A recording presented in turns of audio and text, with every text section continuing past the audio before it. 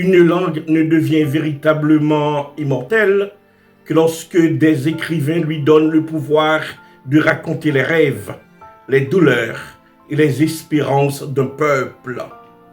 Et parmi ces écrivains, un nom demeure incontournable, Georges Sylvain. Mesdames, messieurs, bonsoir.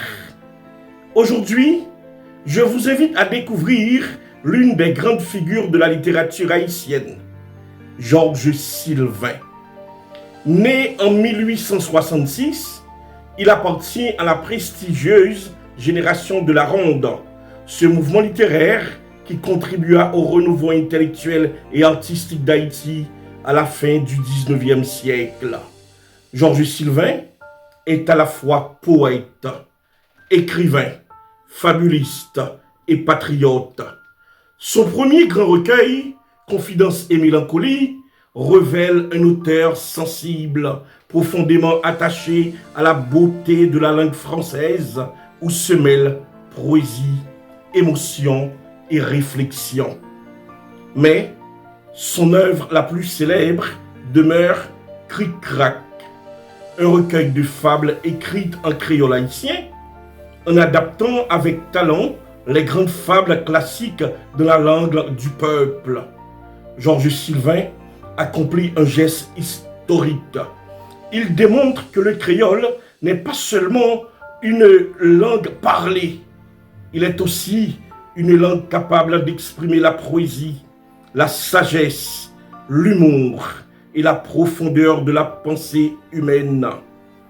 Grâce à lui, le créole entre avec dignité dans le patrimoine littéraire d'Haïti. Mais Georges Sylvain ne fut pas seulement un homme de lettres, il fut aussi un homme debout. En 1915, lors du débarquement des troupes américaines en Haïti, il choisit de défendre la souveraineté de son pays par ses écrits, ses prises de position et son engagement aux côtés des manifestations populaires. Il exprima son opposition à l'occupation.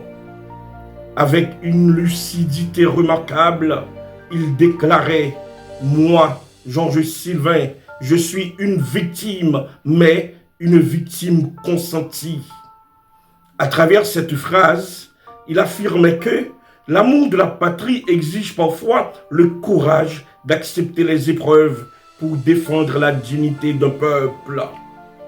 L'œuvre de Georges Sylvain nous rappelle qu'un écrivain n'est pas simplement un témoin de son époque.